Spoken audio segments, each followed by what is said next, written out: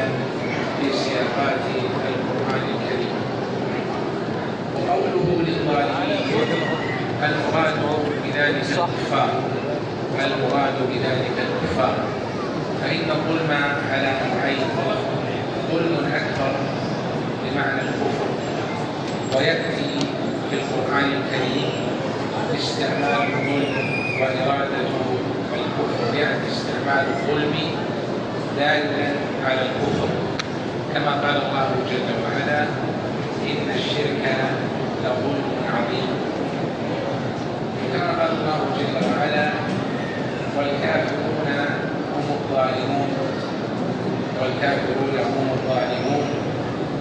فالمراد بذلك في قوله إن الظلم إن الشرك لظلم عظيم أي كفر، لأن الظلم في أصله وضع الشيء في غير موضعه، فمن وضع شيئا في غير موضعه فقد ظلم، وهو بحسبه، فإن كان وضع العبادة في غير موضعها اللازم التي تستحقه وصرفها لغير الله جل وعلا، فهذا الظلم هنا بمعنى الكفر، يكون الظلم هنا بمعنى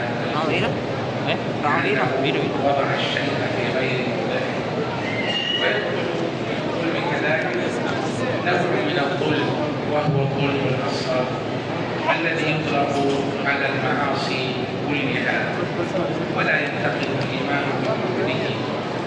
ومن ذلك قول الله سبحانه وتعالى: ثم أورثنا الكتاب الذين اصطفينا من عبادنا، قال فمنهم ظالم لنفسه، منهم مقتصد، منهم سابق بالخيرات بإذن الله. وكل هؤلاء وعدهم الله جل وعلا بالجنة، كما دل عليه قوله في السياق بعد ذلك: جنات عدن يدخلونها أي يدخلونها جميعا، كل الأصناف الثلاثة الذين تقدم ذكرهم: الظالم لنفسه والمقتصد والسابق بالخيرات. قال جنات عدن يدخلونها. الظلم في أصله وضع الشيء في غير موضعه، ولذلك تقول العرب: من شابه أباه كما ظلم، يعني أنه لم يضع الشبه في غير موضعه بل وضعه في موضعه، وهو مشابهة أبيه، من شابه أباه كما ظلم. قوله هنا: إنا أعتدنا للظالمين نارا، أي أرصدنا وهيأنا لهم نارا، وهذه النار يقصد بها نار الجحيم، يقصد بها نار الجحيم.